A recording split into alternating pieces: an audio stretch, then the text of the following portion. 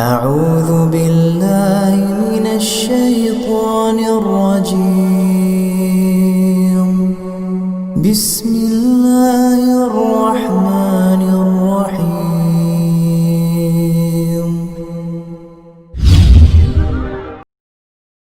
الله وبركاته. Alhamdulillah,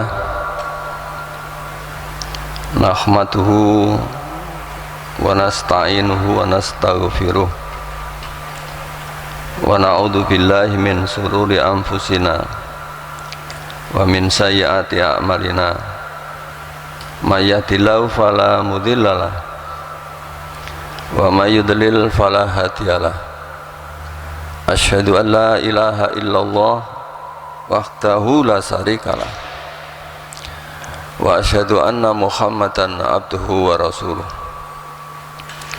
Allahumma shalli ala Muhammad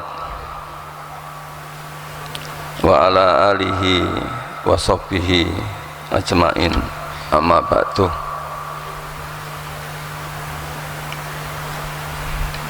Bapak-bapak, ibu-ibu, tidak ada ibunya ya.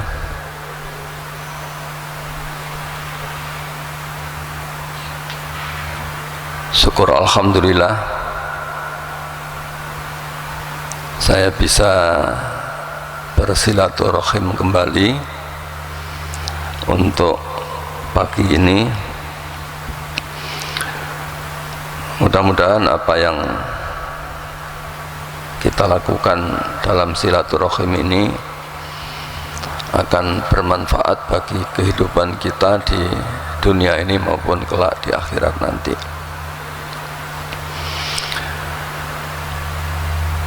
Bapak-bapak dan saudara-saudara, dalam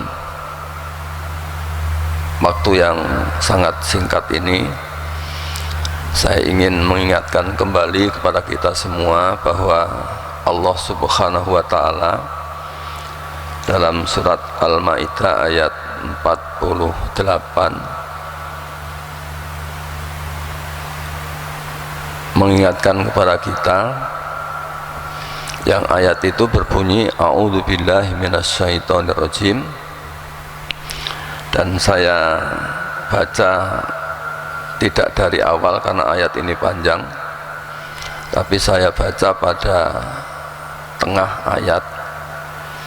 Ayat itu berbunyi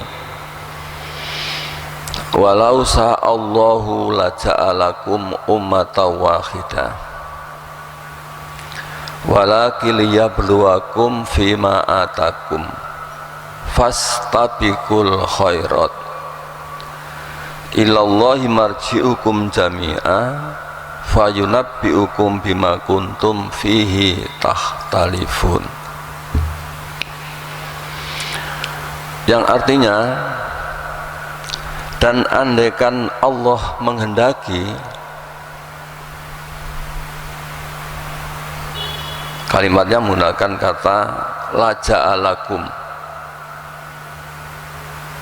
sungguh Allah akan menjadikan kamu ummatan wahidah, umat yang satu. Artinya ayat ini Allah menjelaskan kepada kita bahwa Allah tidak menghendaki kita menjadi satu. Artinya bahwa kehendak Allah juga itu. Kita macam-macam di antara kita, dan kadang-kadang kita mengeluh dengan banyaknya kelompok di tengah-tengah kita. Itu ya, kalau kita membaca ayat ini tentunya kita paham bahwa Allah memang tidak menghendaki adanya kita menjadi satu. Dan kemudian Allah menyatakan walakin liyabluwakum fima atakum, akan tetapi Allah bermaksud untuk menguji kalian fima atakum, terhadap apa yang datang kepada kalian. Yang datang kepada kita itu banyak. Kalau yang datang itu Islam, ternyata kedatangan Islam juga menjadikan kita tidak bersatu. Taruhlah umpamanya kita ini menyatakan bahwa ar-ruju' ilallahi war rasul, kembali kepada Al-Quran dan As-Sunnah. Tetapi ternyata sesama yang menyatakan kembali kepada Al-Quran dan As-Sunnah itu juga tidak sama, ya, tidak sama.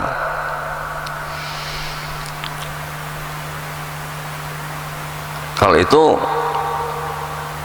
kita tahu bahwa di dalam Al-Quran dan As-Sunnah, jika kita tidak sempurna memahaminya, juga akan muncul perbedaan di antara kita bagaimana cara mengamalkannya. Kalau kemudian akhir-akhir ini kita coba lihat saja bahwa dengan adanya pandemi COVID Corona ini kan muncul berbagai macam pendapat. Di antara kita ada yang berpendapat bahwa kita harus mengikuti protokol kesehatan dalam apapun, termasuk ibadah. Dan kemudian terjadi sengketa di antara kita, apakah di dalam sholat juga harus ada physical distancing, bolehkah memakai masker ketika sholat. Itu kan muncul perbedaan di antara kita, ya, muncul perbedaan di antara kita. Dan sampai-sampai mohon maaf, karena corona ini kemudian banyak masjid pada awalnya ditutup, tapi alhamdulillah sekarang beransur-ansur dibuka lagi. Itu jelas Allah menyatakan walakil yabluwakum fima atakum, Allah menguji kalian terhadap apa yang datang kepada kalian. Jadi semua yang datang kepada kita itu ujian. Dan karena itulah kemudian Allah menyatakan fastabiqul khairat, berlomba-lombalah kalian dalam kebaikan. Artinya kita harus berusaha bahwa jika terjadi perbedaan, maka kita harus mencari yang mana yang terbaik.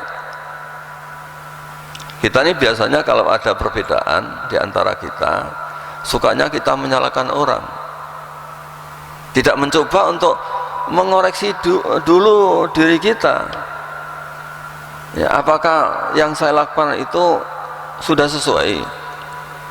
Mestinya kalau ada terjadi perbedaan itu koreksi dulu, itu yang pertama, koreksi dulu apakah yang saya amalkan itu memang ada dasarnya, dan apakah sudah sesuai dengan dasar yang kita pahami. Yang kedua, kalau ternyata kemudian kita sudah mempelajari kembali apa yang kita lakukan, barulah kemudian kita mempertanyakan, loh, kenapa orang lain melakukannya, ya, kenapa orang lain melakukannya. Bukan bermaksud untuk menyalahkan orang, tapi ingin tahu apa yang orang lain lakukan, apa alasannya, ya, apa alasannya. Loh, kenapa begitu? Karena memang kita ini ilallahi marji'ukum jami'a, kita akan kembali kepada Allah seluruhnya. Kita akan, baik yang berbeda atau tidak, kita nanti akan kembali kepada Allah. Jadi yang berbeda itu akan kembali kepada Allah. Dan kemudian Allah menyatakan fayunabbi'ukum bima kuntum fihi tahtalifun, Allah lah yang akan menjelaskan kepada kalian terhadap apa yang engkau perselisihkan. Jadi hakimnya Allah. Kalau kita ini menghakimi apa yang kita lakukan di dunia ini, itu nggak akan selesai, karena di antara kita saling bukan saling mencari kebenaran, tapi yang kita cari adalah membenarkan diri dan menyalahkan orang. Itu yang terjadi. Nah, oleh itu maka supaya tidak terjadi seperti itu, ya contoh saja. Ini saya ingin, karena waktunya singkat, saya ingin memberikan contoh ini. Ya sholat kita, ya, ketika kita sholat, ternyata dalam sholat sesungguhnya kita ini banyak perbedaan. Bukan hanya perbedaan kunut atau tidak kunut, tapi sesungguhnya yang kita dalam masjid mujahidin yang mungkin dalam shop yang sama, ya, tetapi di antara kita juga terjadi perbedaan, tapi kita tidak saling menyalahkan, tapi kita juga tidak saling ingin tahu dengan apa yang kita lakukan. Ya.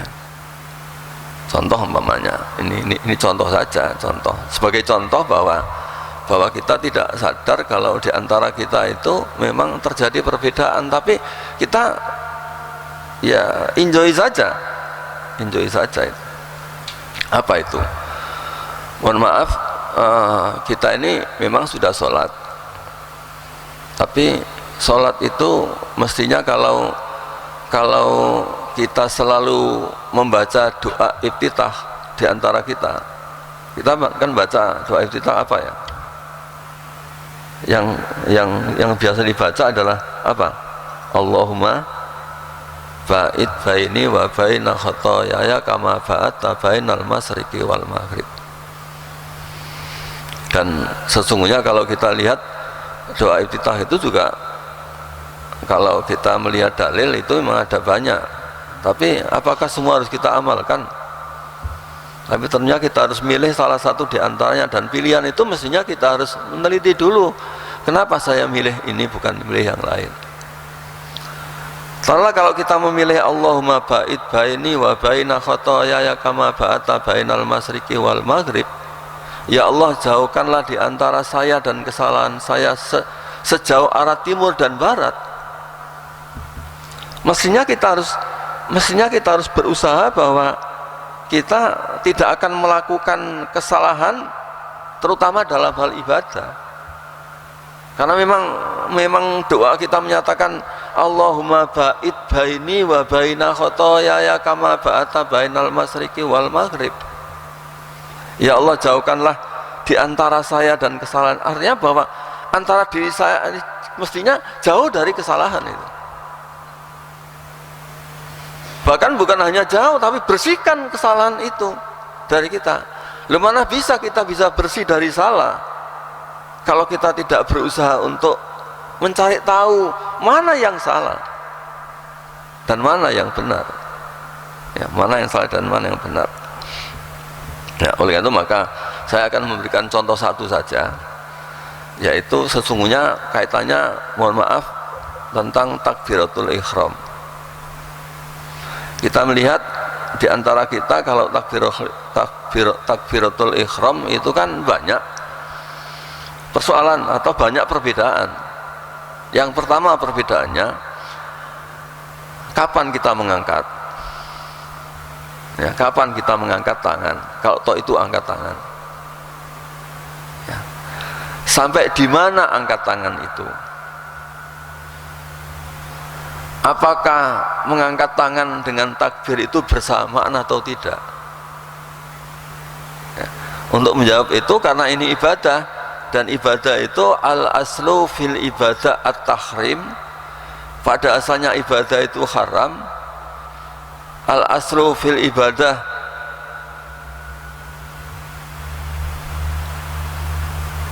at-tahrim, pada asalnya ibadah itu haram, artinya tidak boleh. Hatta yakuma dalilun alal amri, sehingga ada dalil yang memerintahkan. Maka sebenarnya kalau kita beribadah tentunya kita harus tahu apa dalilnya, apa alasan yang kita lakukan, ya, apa alasan yang kita lakukan. Contoh umpamanya ketika kita angkat tangan, ya, sampai di mana kita angkat tangan? Yang banyak, mohon maaf, angkat tangan kita itu bahkan sampai itu kemudian kita belum bicara tentang takbir dan angkat tangannya, masih baru kita bicara sampai di mana kita angkat tangan. Ternyata di dalam praktek lapangan, di antara kita ada 3 yang kita lakukan. Ada tiga cara yang kita lakukan. Yang pertama, mengangkat tangan itu yang pertama sampai dada. Ya. Jadi yang pertama mengangkat tangan itu sampai dada. Yang kedua, ada yang mengangkat tangan itu sampai bahu, sampai bahu. Dan yang ketiga, mengangkat tangan itu sampai ibu jari sejajar dengan telinga. Dari 3 cara ini yang mana yang mesti harus kita lakukan? Ada di antara kita yang mengatakan, sudahlah biarkan saja berbeda. Ya. Saya melakukan yang ini, orang lain melakukan apa silakan itu. Ini bukan bermaksud untuk saling menyalahkan, bukan, tapi mestinya kita harus tahu apa alasan. Dan tentunya kalau kita tahu alasannya, kita akan memilih mana yang mesti harus kita pilih, mana yang harus kita pilih. Ya. Para jamaah Allah yang berbahagia, dari 3 cara itu sesungguhnya masing-masing punya dasar. Artinya masing-masing punya alasan, bukan tanpa alasan. Apa alasan yang kita bisa tahu? Bahwa yang pertama, mungkin ini saya tidak tahu apakah di antara kita ada dan menemukan dalil yang lain. Yang saya tahu yang pertama, bahwa kenapa orang itu mengangkat tangan sampai dada, itu adalah hadis dalam Sunan Abu Dawud. Hadis itu nomor 625, berbunyi begini. An Wa'il bin Hujr qala ra'aitu Nabi sallallahu alaihi wasallam khina iftataha shalah rafa'a yadayhi khiyala udunaihi. Tapi dalam praktek ternyata berbeda. Kata Wa'il itu menyatakan begini, bahwa saya melihat Nabi ketika membuka sholat, maksudnya ketika takbiratul ihram, rafa'a yadayhi khiyala udunaihi, mengangkat kedua tangannya sampai sejajar dengan 2 telinganya. Hadis ini menyatakan begitu, bahwa Wa'il bin Hujr menyatakan, ketika saya melihat Nabi, ternyata Nabi itu kalau sholat mengangkat tangan itu sampai telinga. Tetapi Ibnu Hujr menyatakan, summa ataituhum fara'aituhum yarfa'una aydiyahum ila sudurihim fi iftitakhis shalah. Kemudian saya datang kepada mereka, tentunya mereka adalah sahabat. Fara'aituhum, maka saya melihat mereka, yarfa'una aydiyahum, mereka mengangkat tangan-tangan mereka, ila sudurihim, hanya sampai dadanya. Ternyata Wa'il bercerita bahwa Rasulullah itu kalau mengangkat tangan sampai telinga, tapi para sahabat mengangkat tangannya hanya sampai dada. 50 sholat, ketika membuka sholat. Tetapi mohon maaf, setelah kita telusuri, tentunya kalau kita melihat hadis itu ada 2 cara yang masih harus ditelusuri dulu. Yang pertama adalah sanadnya, ya, dengan istilah ada kritik matan dan kritik sanad. Tentunya yang pertama harus kritik sanad dulu. Sanad itu adalah orang-orang yang menceritakan tentang hadis itu dari guru ke murid, tentunya dari Nabi sampai sahabat, sampai tabi'in, tabi'in, dan kemudian pada penulis, orang-orang yang menceritakan hadis itu apakah sikoh atau tidak. Yang kemudian ada 3 kategori hadis: hadis sahih, hadis hasan, hadis dhaif. Kalau kemudian diteliti hadis itu sahih atau hadis itu hasan, maka tentunya kita masih belum cukup, ya, masih belum cukup. Tentunya apakah redaksi hadis itu sesuai dengan yang kita butuhkan itu? Karena memang ada hadis yang sesungguhnya bukan berbicara tentang apa yang kita bicarakan, tetapi seringkali itu kemudian diterapkan dalam sebuah penentuan hukum itu. Nah, ternyata dalam hadis yang diceritakan oleh Wa'il ini, bahwa Rasulullah itu mengangkat tangan sampai telinga, tetapi sahabat mengangkatnya sampai dada. Hadis ini terdapat nama Sarik. Ada sanad yang bernama Sarik.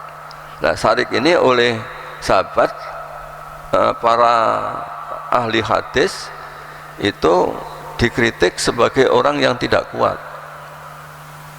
Laisa biqawiyin, kata Darul Qutni, tidak kuat.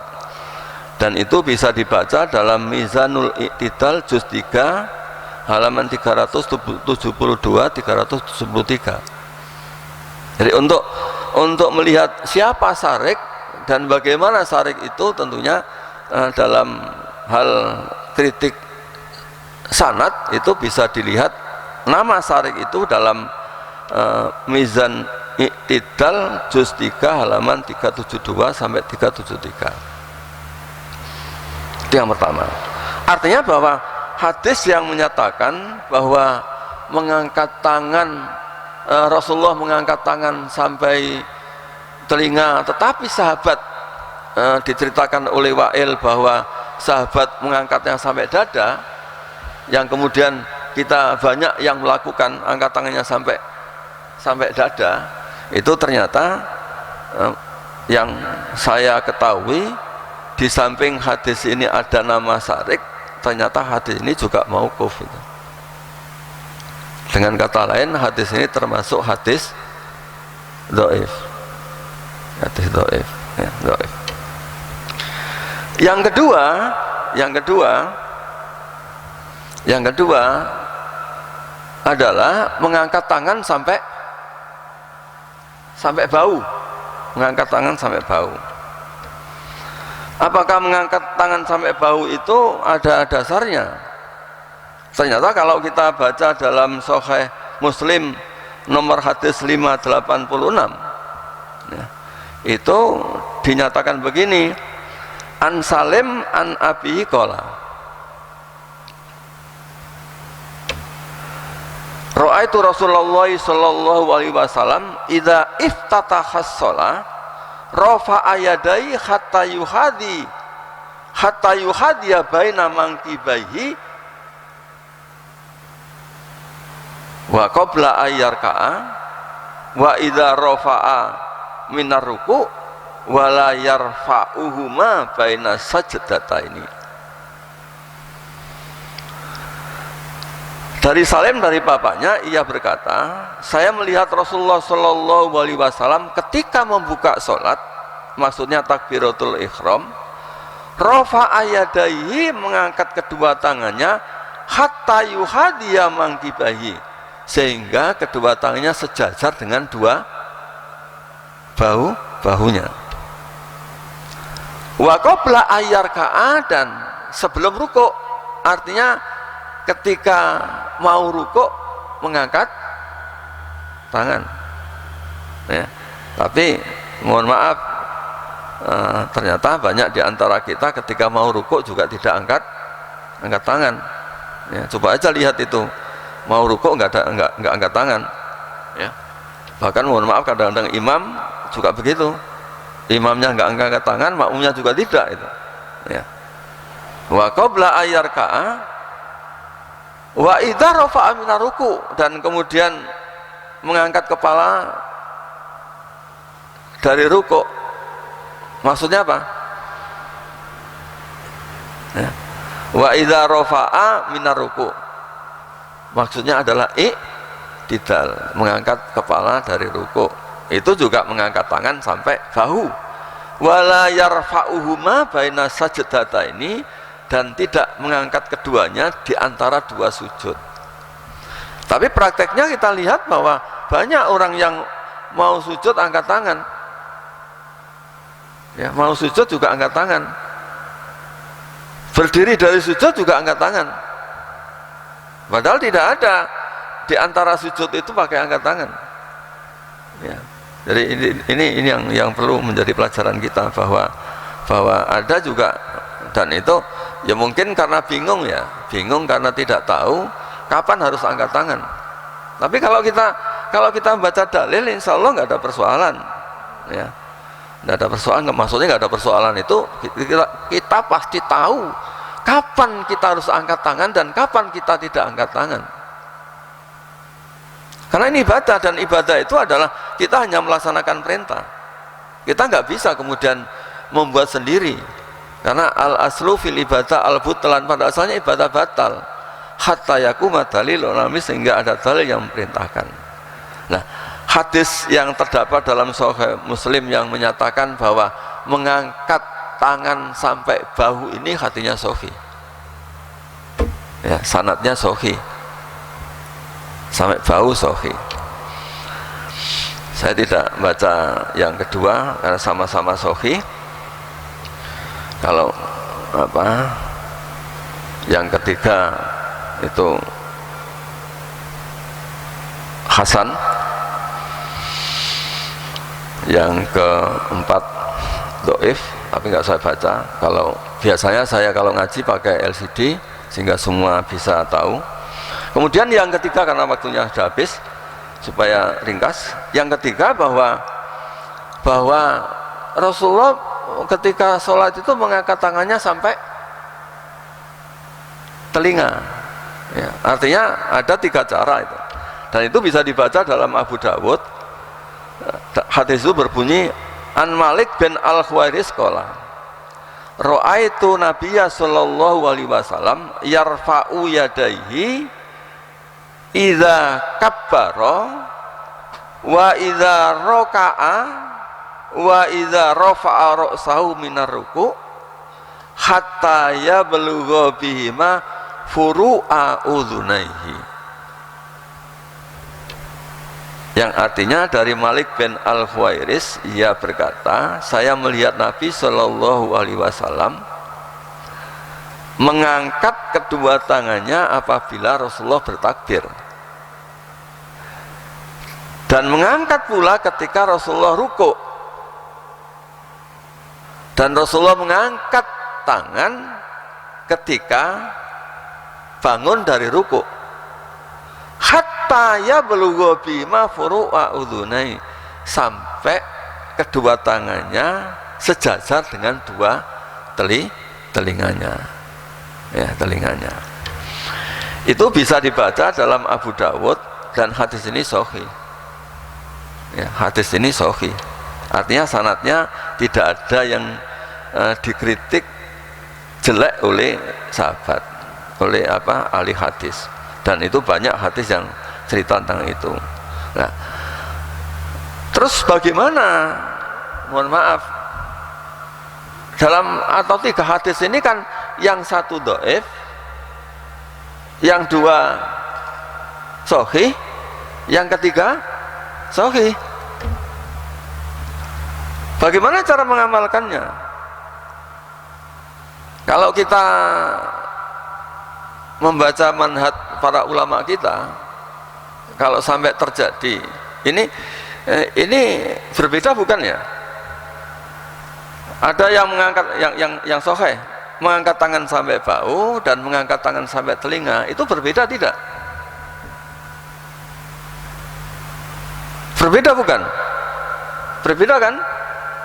Karena berbeda, maka ada cara yang dilakukan oleh ulama-ulama kita terutama Imam Syafi'i dan Imam Hanafi itu memberikan cara jika terjadi ada 2-3 dalil yang berbeda, maka ada 4 langkah yang mesti ditempuh.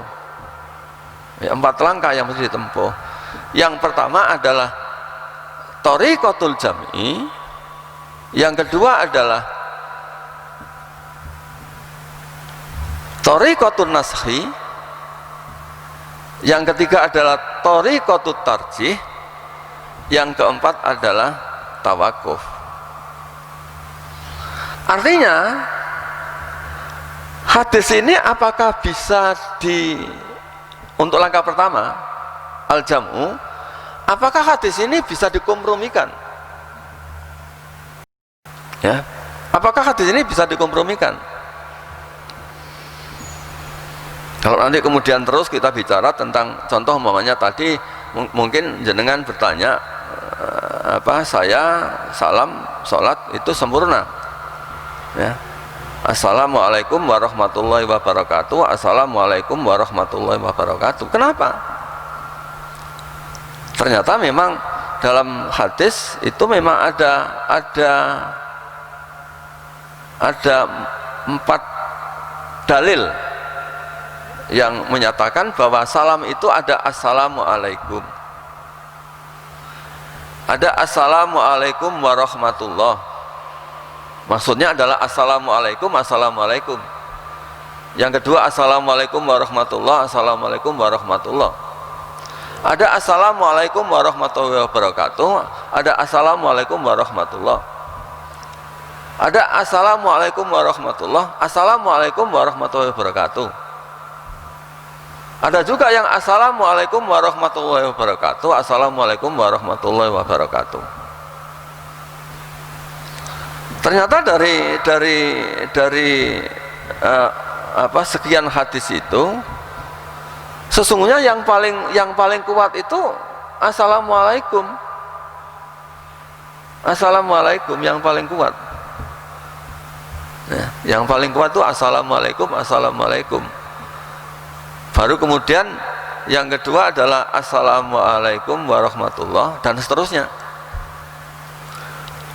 Kalau itu kemudian langsung tarjih maka tentunya salam itu adalah assalamualaikum, bukan assalamualaikum warahmatullah, assalamualaikum warahmatullah.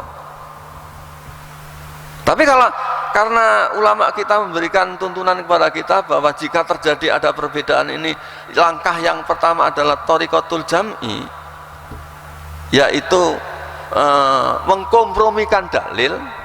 Bisakah dalil-dalil itu dikompromikan, diambil yang paling sempurna? Ya. Tentunya yang dikompromikan adalah dalil yang sahih, paling tidak hasan, ya, yang kita ambil, bukan yang dhaif. Tentunya yang sahih dan yang hasan itu kemudian diambil, apakah bisa dikompromikan atau tidak.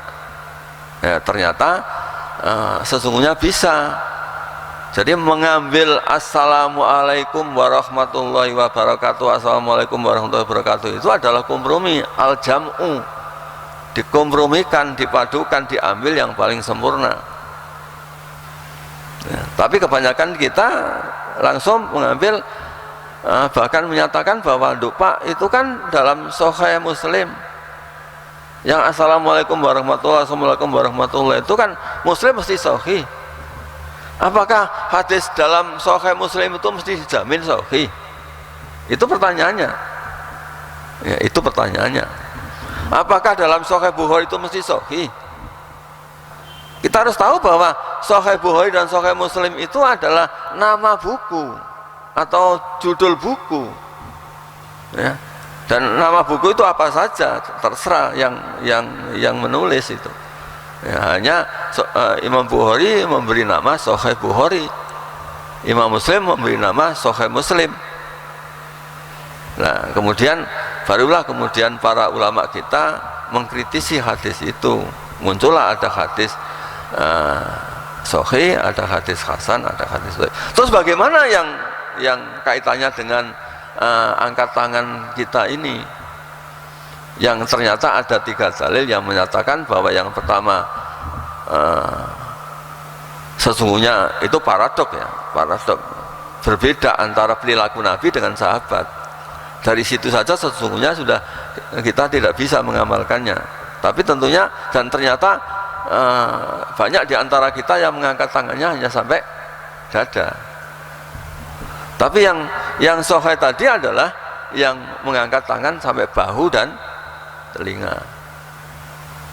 Nah, kalau kemudian langkah tadi yang diambil, langkah yang pertama yaitu thariqatul jam'i, bisa enggak itu dikompromikan? Tapi ada yang menyatakan ini dikompromikan. Kompromi itu artinya bahwa mana yang kita lakukan? Apakah kita sampai bahu atau sampai telinga? Ada yang mengatakan bahwa yang sampai telinga, karena sampai telinga itu, kalau sampai telinga itu berarti juga mengamalkan hadis yang kedua. Artinya kalau mengangkat tangan sampai telinga berarti melaksanakan hadis yang kedua yang menyatakan bahwa mengangkat tangan itu sampai bahu.